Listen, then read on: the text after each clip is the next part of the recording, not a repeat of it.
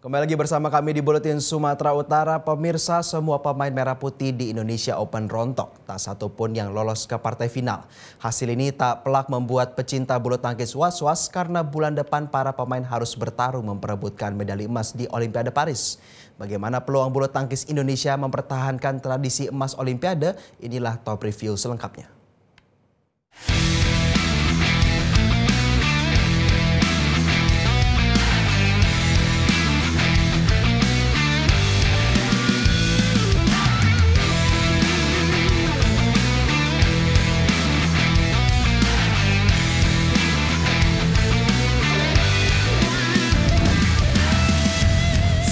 Istora Gelora Bung Karno dipadati pecinta bulu tangkis tanah air yang ingin menyaksikan laga semifinal Indonesia Open 2024 khususnya di nomor ganda putra yang mempertemukan pasangan Indonesia Sabar Karyaman Gutama dan Muhammad Reza Pahlavi versus pasangan Malaysia Man Wei Chong dan T Kai Wun. Publik bulu tangkis tanah air begitu berharap pasangan Sabar Reza menang karena pasangan ini merupakan satu-satunya nomor yang melaju ke semifinal. Namun sayangnya harapan akhirnya sirna karena Sabar Reza akhirnya kalah dari pasangan Man Wei Chong T Kai Wun dengan angka 27-29 dan 13-21 dalam laga yang berlangsung 44 menit. Dengan hasil ini tak ada wakil Indonesia yang lolos ke babak final. Ini sekaligus memperpanjang puasa gelar Indonesia di kandang sendiri sejak tahun 2021.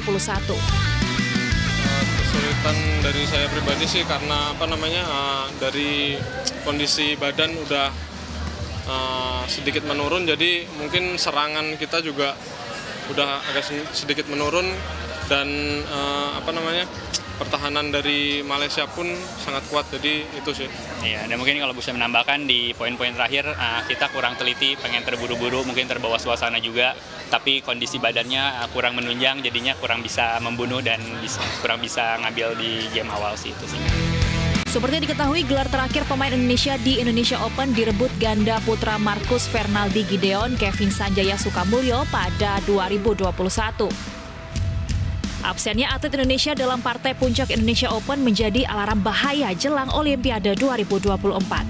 Ada 6 tim Olimpiade bulu tangkis Indonesia yang berpartisipasi di Indonesia Open 2024. 4 dari mereka justru tumbang di babak pertama, yaitu ganda putra Fajar Alfian Muhammad Rian Ardianto dan ganda campuran Rinov Rivaldi Pita Haning Tias Mentari.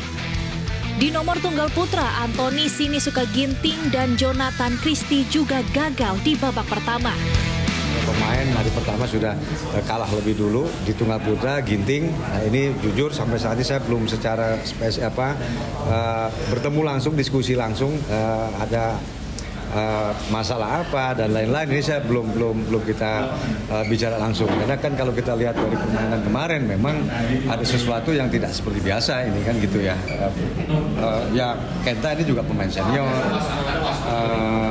Ginting pertama main, intinya bermain 3 game ini ada sesuatu yang memang kita belum bicara.